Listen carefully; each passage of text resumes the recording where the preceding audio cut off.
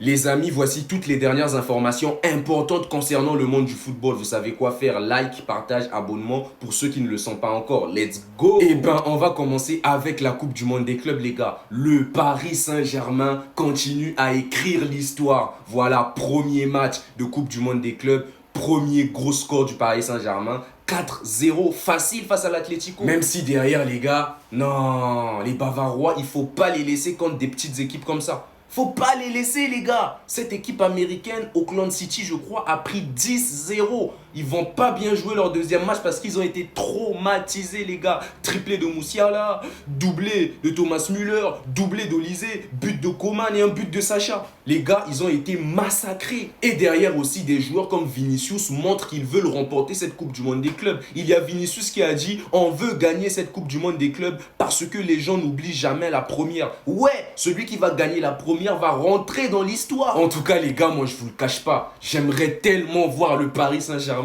remporter cette Coupe du Monde des clubs, les gars. Et c'est possible. D'ailleurs, regardez la couverture d'un journal espagnol, Marca. Les Parisiens, un Parisien, Vitinha sur la couverture, les gars. Je suis trop content. En tout cas, Vitinha, les gars, je ne veux voir personne crier au scandale s'il est minimum top 5 du Ballon d'Or, les gars. Parce que même là, pour son premier match en Coupe du Monde des clubs, il a fait un match de taré. Moi, je savais que Xabi Alonso, c'était un dictateur, les gars. Regardez-moi ça. Regardez ce qu'il dit. Ceux qui ne courent pas, ceux qui ne font pas les efforts ne joueront pas. Voilà, il a dit ça cru comme ça. Ils sont balestés. Et pour ce premier match de Coupe du Monde des clubs face à l'Atlético, Luis Enrique, il a confirmé que lui là, Simeone, c'est son fils. 16 matchs joués, 10 victoires pour Luis Enrique. 10. Les gars, Aston Villa, c'est des malades. Aston Villa est prêt à vendre son équipe féminine pour acheter Rashford. Vendre une équipe pour acheter un joueur. Les gars, sérieux. Sérieux. Donc, ils vont vendre les droits de l'équipe féminine à un investisseur privé permettant à Aston Villa de générer